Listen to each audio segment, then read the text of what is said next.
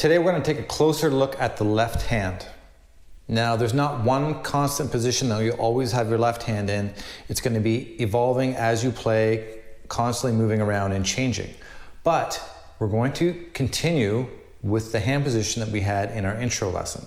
So far we've just been using one finger. Now we're going to try to use, I guess technically all four fingers, but we're only going to use three of them functionally.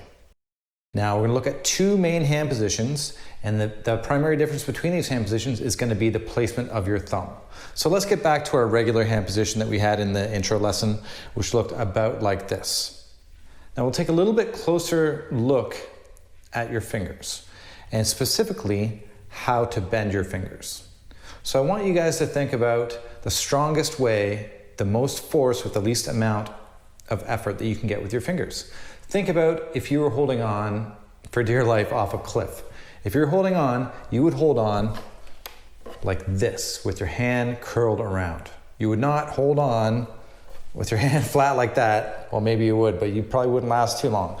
So what that tells us is instinctively, this is the strongest way to hold your hand, with your fingers bent around like that. Now, we don't want to go to the extreme where your fingers are completely bent around, because then what will happen is you'll be stuck using the very tip of your finger. We want to get into that hand position and then just relax slightly. So when you're playing, you'll notice that my fingers are in that position. So again, we have our wrist right now for this hand position. Our palm of the hand is not exactly touching or flush with the bottom of the neck. We have it on a slight angle. And again, that's going to change. It'll change constantly as you're playing. So what I want you to try to do is take that hand position that we had, and we're going to slide it up so that your index finger is going to press down on fret number 7 of string number 1. Now, because of your hand position, your fingers won't be completely straight up and down or perpendicular to the strings. They'll be kind of running the same way, and that's good. That's what we want for right now. So same idea as before. We're going to try to have your hand in the same position, your thumb resting lightly on top. We're going to change that in a minute, but for right now, let's press with your index finger close to the fret, and again, make sure your right hand matches the string that your left hand is pressing on, and we're just going to play string number 1. Okay, great. Now, here's an extremely important concept when it comes to playing bass. When you have that finger down and we're going to add your next one, your middle finger, your second finger on fret number 8, we want to try to leave this one down. So you actually have two fingers down at the same time. Now the reason for that is, there's a couple different reasons, but the main reason is the string only vibrates from where you're pressing to the end of the string. It doesn't vibrate on this side of the string. Now that's important because that means you can do whatever you want down here and it's not going to affect the tone, the pitch of the note.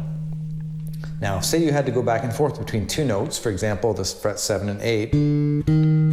If you can leave your finger down on 7 the whole time, it's half the work of having to do this. And you'll find if you do this, well, for one, it'll slow you down, but you'll also get more confused with which finger you're moving in the beginning. So, let's start again. Fret number 7, index finger. Gonna add your middle finger on fret number 8. Now, here is the other little wrinkle when it comes to this. We're not going to use your ring finger to press down. We're actually going to use your ring finger and your pinky together as a unit. So they're going to press down on fret number 9 together. Again, a couple reasons for that. One is the pinky is a little bit weak. So if you can get used to using it in conjunction with your ring finger, it will help you push down a lot easier.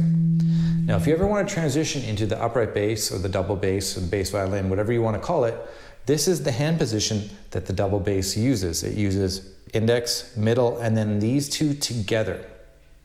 Okay, so the reason for that is that, especially when you're down in this part of the neck on the upright bass, which is coincidentally exactly the same notes as the electric bass, the notes are so far apart on the upright bass that you just physically cannot reach them all.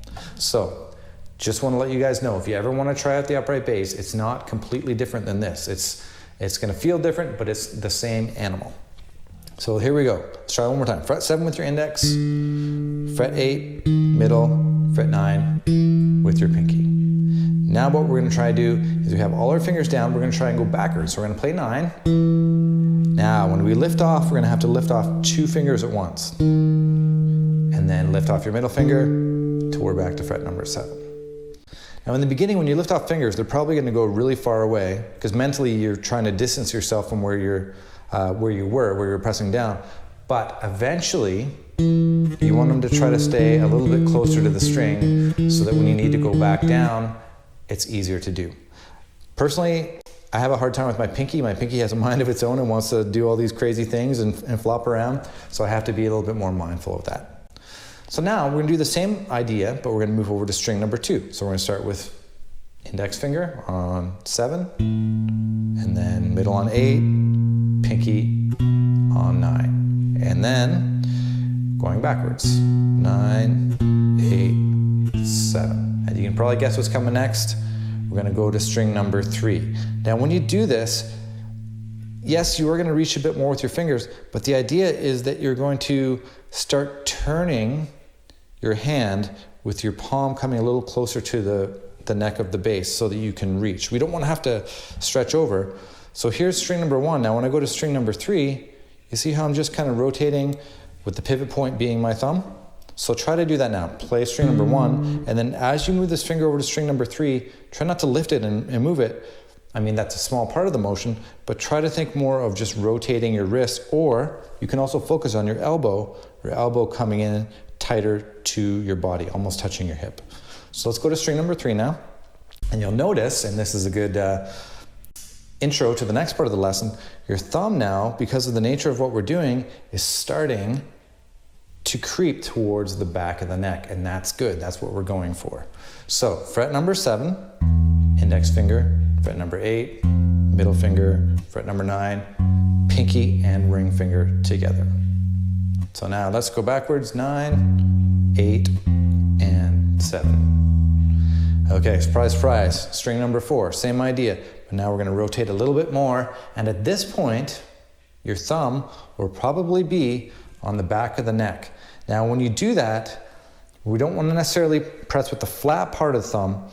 Everyone's different. Your hand is different than mine. You're gonna have to experiment and find what works for you, but not necessarily the flat part of the thumb, but for me, it's rolled over, so it's more the part of the thumb that's on the index finger side. So more the side of the thumb. Again, you're gonna be different than I am, but for me, that's what really works. Because if I try to go flat, then I have a hard time. I actually feel it in my shoulder when I do that. So just experiment a little bit and try to get a comfortable hand position. So here we are on string number 4, and you'll notice that my thumb is actually even a little bit behind where my index finger is.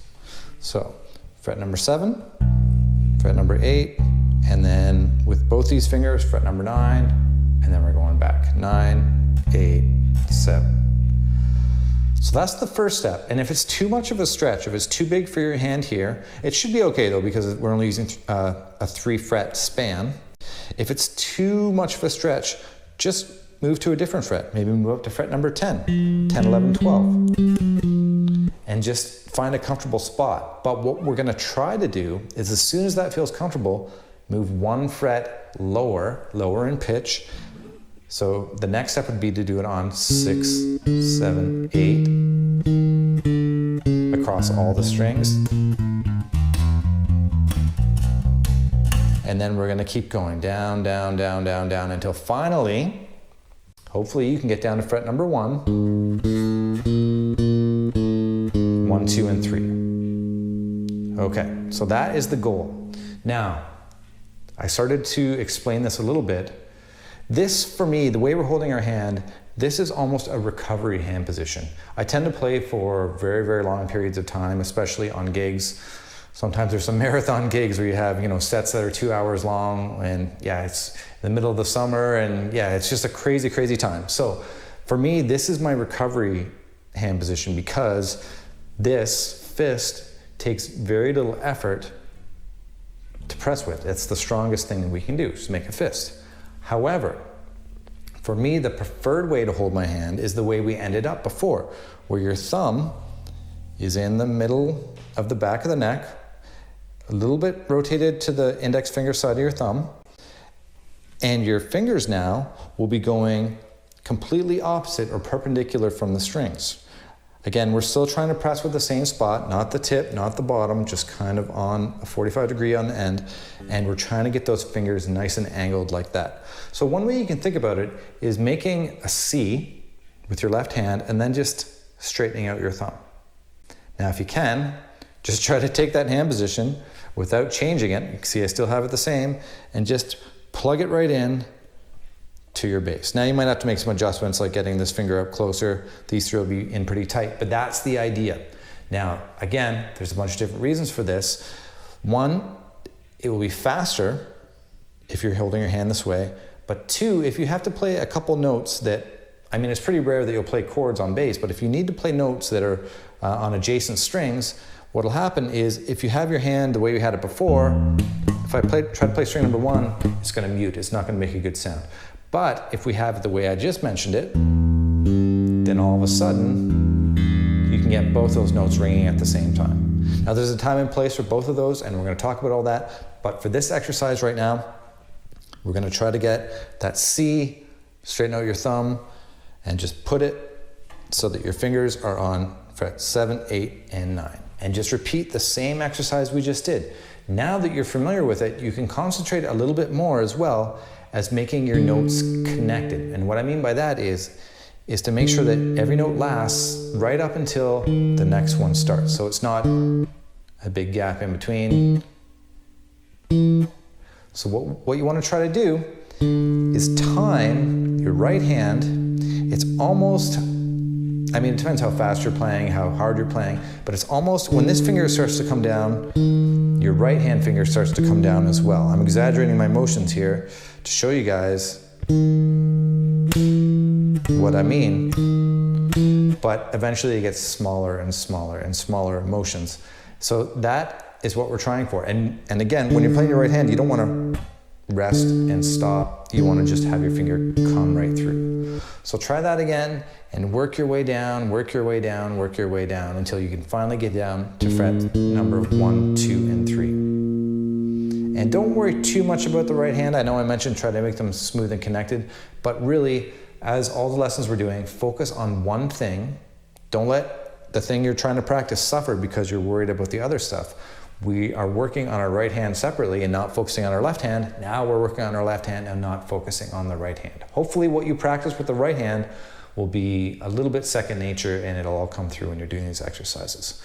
So I've got lots more for you guys to check out with the left hand. The next lesson, we're going to take a look at playing 4 frets. So take your time on this, and when you feel comfortable, I'll see you in the next lesson.